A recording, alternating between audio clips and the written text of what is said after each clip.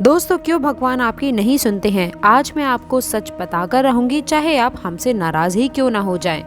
कड़वा जरूर है दोस्तों। गुरु कौन है? वही जो आपकी भलाई के लिए आपको सच कहने से भी नहीं डरता हो। तो आज का ये जो वीडियो है थोड़ा कड़वा होने वाला है, और जिसके अंदर सच सुनने की हिम्मत है ना, वही इस वीडियो को देखिएगा।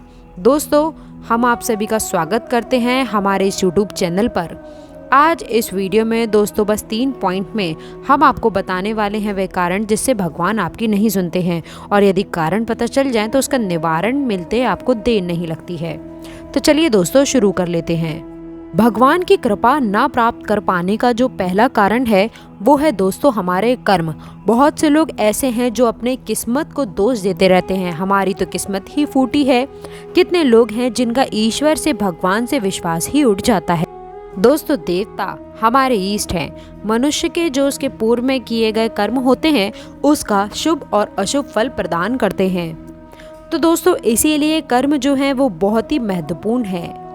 आपको बता दें कि हम आपको खुल के वो सच बताने जा रहे हैं जिसे करने से आप अपने और भगवान के बीच में इतनी दूरी पैदा कर लेते हैं कि आपकी आवाज़ तो क्या, ईश्वर को आप चीख कर भी पुकारें तो भी आपकी चीख उन तक नहीं पहुंचती है। वैसे तो दोस्तों बुरे कर्म किसी भी व्यक्ति को नहीं करने चाहिए, लेकिन हमारी राशि के अनुसार कुछ ऐसे विशेष कर्म होते हैं, यदि वो हम करते हैं तो हम अपनी बर्बादी का रास्ता स्वयं ही बना लेते हैं। वही कर्मों को हम बताने जा रहे हैं, ध्यान पूर्वक सुनिएगा। दोस्तों, यदि आप अपनी राशि को लेकर सचेत रहना चाहते हैं तो आपको कुछ चीज़ों को लेकर सावधान रहना होगा। ऐसे में अगर आप अपने छोटे या फिर बड़े भाई, आप भाई समान कोई आपके दोस्त या फिर रिश्तेदार, किसी ड्राइवर का या फिर किसी आपकी भट्टी के आसपास जो काम करते हैं, कोई भी कहीं भी, या फिर दोस्तों आपको बता दें कि पुलिस में आपकी रक्षा करने वाले जो जवान होते हैं उनका, या फिर फौजी होते हैं जो जवान होते हैं आर्मी के, मिलिट्री के, उनका, या फिर आप किसी रसोइये का जो खाना बनाते हैं, शेफ हैं उनका, या फिर किसी पेंटर, इनमें से किसी का भी मन वचन कर्म से अपमान करते हैं, या फिर आप किसी की प्रॉपर्टी को हथियाना चाहते हैं, आपकी पूरी नज़र किसी की प्रॉपर्टी के ऊपर है, या फिर आपके मन में ऐसा लालच भी आ जाता है, तो ये सारे ही वह कर्म हैं जिसे करने से, यदि आप इन कर्मों को करते हैं तो दोस्तों आपकी बर्बादी से आपको कोई भी नहीं बचा सकता है। मैं तो क्या, कोई बड़ा सा बड़ा गुरु, कोई एस्ट्रोलॉजर, कोई आपको नहीं बचा पाएगा। आप जीवन भर दुखी रहेंगे, पछताते रहेंगे, रोते रहेंगे। तो इन कर्मों से आपको सावधान होने की आवश्यकता है। हमारे मन से, हमारी वाणी से, हमारे कर्मों से ऐसे किसी भी व्यक्ति का अपमान नहीं होना चाहिए, और ना ही हमारे मन में ऐसे किसी व्यक्ति के प्रति बुरी भाव आने चाहिए, या फिर हम किसी भी तरीके से उन्हें नुकसान ना पहुंचाएं। ऐसा ही जीवन में प्रयास करना चाहिए, क्योंकि ये बुरे कर्म जो हैं फिर जीवन में बर्बादी ले आते हैं, और ऐसे में दुख छाया की तरह हमारे पीछे चलने लगते हैं और हम कभी भी उससे निकल नहीं पाते हैं। अब आप में से बहुत सारे सज्जन हमसे कहेंगे कि हमने तो कभी किसी का अपमान नहीं किया है, हमने तो कभी किसी को बुरा भी नहीं कहा है, हमने तो जब से होश संभाला है तब से सबका अच्छा ही किया है। लोग ऐसे सवाल करते हैं कि हम तो किसी का बुरा करते ही नहीं, लेकिन बात को ध्यान से समझिए, क्योंकि कर्म की जब बात होती है तो कर्म फल का सिद्धांत भी आपको समझना होगा। हमारे पूर्व में किए गए जो कर्म होते हैं वही हमारे आज का निवारण करते हैं, और आज जो हम कर्म करने जा रहे हैं या फिर कर रहे हैं वे हमारे आने वाले कल के भाग्य का निर्माण करते हैं। और पूर्व में किए गए काम को संचित करने का हिस्सा हमारे पिछले जन्मों से भी आता है। अब आप कहेंगे कि कैसे जाने कि पिछले जन्म में हमने अच्छे कर्म किए हैं या फिर नहीं किए हैं, तो हम आपको एक अद्भुत तरीका बताने जा रहे हैं। बहुत रहस्य में है, आज तक किसी ने आपको नहीं बताया होगा, तो ध्यान पूर्वक इसे सुनिए। गरुड़ पुराण में भगवान श्री विष्णु ने गरुड़ जी महाराज से स्वयं ही बात कही है कि जन्म प्राप्त नोति पुण्य आत्मा ग्रहेषु उच्च गति शिच्य पूर्व मकर तत्यम तपस्य तीर्था महापुण्य फलोदया। अर्थात दोस्तों, जो पुण्य आत्मा जीव होते हैं वे सभी ग्रह के उच्चतम स्थितियों में जन्म लेते हैं, और पिछले जन्म में जो उन्होंने तपस्या, तीर्थ, दान, धर्म इत्यादि किए होते हैं उसी के फलस्वरूप वे सभी आत्मा और अनात्मा को जानने में सक्षम होते हैं और उच्चतम श्रेणी को प्राप्त कर पाते हैं। दोस्तों, श्री विष्णु जी ने स्वयं इस बात को स्पष्ट किया है कि अगर आपका जो जन्म है वो अच्छे ग्रहों में हुआ है तो आप जान लीजिए आपने पिछले जन्म में ज़रूर कोई पुण्य कर्म किए हैं। तो आप अपने जन्म कुंडली में स्वयं देख सकते हैं। अगर आप जानते हैं कि कौन कौन से उच्च ग्रह आपकी कुंडली में हैं, उसके अनुसार समझा जा सकता है। और अगर आपको मालूम नहीं है कि आपकी ग्रह के स्थिति क्या है, उच्च के कितने हैं, नीच के कितने हैं, क्योंकि अगर हम इसे उल्टा कर कर देखें तो इस बात का मतलब स्पष्ट है कि जो व्यक्ति नीच ग्रहों में जन्म लेता है उसने ज़रूर ही पाप कर्म किए होते हैं। तो इसीलिए अगर आप जानना चाहते हैं, नहीं जानते हैं, तो हमारे यहाँ आप संपर्क कर सकते हैं। दोस्तों, आप हमारी वीडियो को रोज़ाना देखिएगा और आपको सारी जानकारी नित्य प्रतिदिन मिलती रहेगी, जिससे आप सचेत भी रह सकते हैं कि आपके पिछले जन्म के कर्म कैसे थे, अच्छे थे या फिर बुरे थे, और कैसे उसका सुधार किया जाए।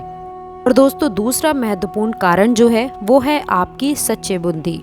जी हाँ दोस्तों, एक तरफ तो भगवान की आप पूजा करते हैं, दूसरी तरफ मन में, बुद्धि में कहीं ना कहीं संशय रहता है, पता नहीं भगवान है कि नहीं है, पता नहीं हमारी बात सुनते हैं कि नहीं सुनते हैं।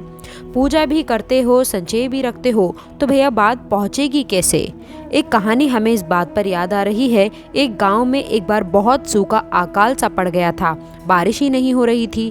तो गांव के जो सारे बड़े बड़े लोग थे उन्होंने सोचा कि क्यों ना इंद्र देवता का यज्ञ कराया जाए।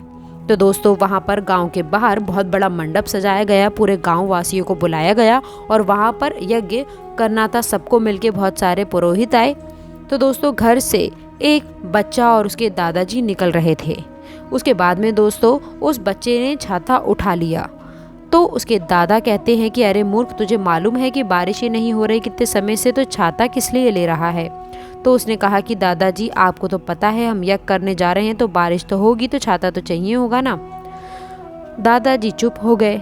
उसके बाद में दोस्तों आगे बढ़े तो रास्ते में जो मिला, अरे कहा कि छाता क्यों लिया है, अरे पागल तू छाता क्यों ले आया, बारिश थोड़ी हो रही है, बारिश थोड़ी होने वाली जो तू छाता लेकर आ गया है। अब इस बात को ध्यान से समझिएगा कि ये मनोस्थिति है आपकी, ये ईश्वर के प्रति आपकी बुद्धि कितनी समर्पित है। क्योंकि बार बार शास्त्र कहते हैं, उपनिषद कहते हैं कि ना उसे मन से जाना जा सकता है, ना उसे बुद्धि से जाना जा सकता है। वो वाणी मन बुद्धि सबके परे है। तो ईश्वर के ऊपर आपकी बुद्धि या फिर इन व्यक्तियों की, ऐसे लोगों की जो यज्ञ भी कर रहे हैं और उन्हें विश्वास भी नहीं है कि ईश्वर आएंगे या नहीं आएंगे, उनका सुनेंगे या नहीं सुनेंगे, बारिश उनके यहाँ होगी या फिर नहीं होगी। और एक वो मात्र बालक उस गांव में ऐसा था जिसे पूरी श्रद्धा, पूरा विश्वास था कि अगर हम प्रार्थना कर रहे हैं तो ज़रूर बारिश होगी, ईश्वर हमारी बात ज़रूर सुनेंगे। तो जब आपकी बुद्धि में से ये संशय हट जाता है कि ईश्वर सुन रहे हैं या फिर नहीं सुन रहे हैं, पता नहीं कि सुनते भी हैं या फिर नहीं सुनते हैं, ईश्वर हैं भी या नहीं, जब तक कि ये संदेह नहीं हटेगा तब तक कि आपकी प्रार्थना ईश्वर तक नहीं पहुंच सकती है। पूरे महाभारत में दोस्तों अर्जुन के साथ भी तो यही संशय बुद्धि ही हुई, जिसका निवारण भगवान श्री कृष्ण ने गीता के 700 श्लोकों में किया है।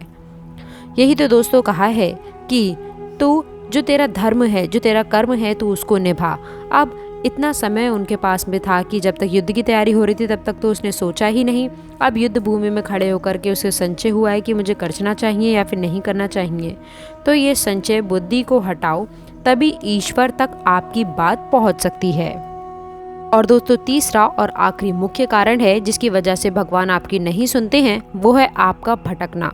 बिल्कुल इधर से उधर भटकते रहते हो, और चाहे किसी के आने के पास जाना हो या फिर किसी गुरु के पास जाना हो, चाहे ईश्वर के किसी रूप की पूजा ही करना हो, आप इतना भटकते हो कि सच में कहीं भी नहीं पहुंच पाते हो। दोस्तों आप अपने इष्ट देवी देवता के प्रति सचेत रहें। नहीं मालूम है तो आप राशि अनुसार कौन से आपके इष्ट होने चाहिए, इसकी जानकारी अगर आप हमें कमेंट बॉक्स में करेंगे तो हम आपको ज़रूर बता देंगे। तो दोस्तों आप कमेंट बॉक्स में ज़रूर बताइएगा कि अगर आपको इस टॉपिक पे कोई वीडियो चाहिए हो तो आप उसे जान सकते हैं, देख सकते हैं, समझ सकते हैं कि आप अपने इष्ट देवता किसको बनाएं, किसकी पूजा करें। तो दोस्तों अगर आप हमें कमेंट बॉक्स में कहेंगे तो हम इसकी वीडियो ज़रूर बनाएंगे कि आप कैसे पूजा कर सकते हैं। तो निवेदन है आपसे, आप भटकना बंद कीजिए। दोस्तों आपके रोम रोम की हलचल उसके होने का प्रमाण है। तुम्हारे रोम रोम के हलचल होने का प्रणाम है। बस उसे परमानेंट दिल में बसा लो, अभी तो वो सिर्फ मेहमान है। तो दोस्तों ये हैं वो 3 कारण जिसे आप सुधार करके अपनी बात, अपने प्रार्थना, अपनी पूजा ईश्वर तक पहुंचा सकते हैं। खुद खुश रहिए, दूसरों को भी खुश रखिए। दोस्तों, आशा करते हैं कि वीडियो में दी गई जानकारी आपको पसंद आई होगी। वीडियो अगर अच्छी लगी हो तो वीडियो को लाइक करिएगा, अपने दोस्तों के साथ शेयर करिएगा, और अगर आपने अभी तक चैनल को सब्सक्राइब नहीं किया है तो प्लीज़ चैनल को सब्सक्राइब करके बेल आइकन ज़रूर दबाइएगा, ताकि आने वाली नॉलेजेबल वीडियो आपको सबसे पहले मिले। तो दोस्तों, मिलते हैं अगली वीडियो में, तब तक के लिए गुड बाय। अंत तक जुड़े रहने के लिए आप सभी का बहुत बहुत धन्यवाद।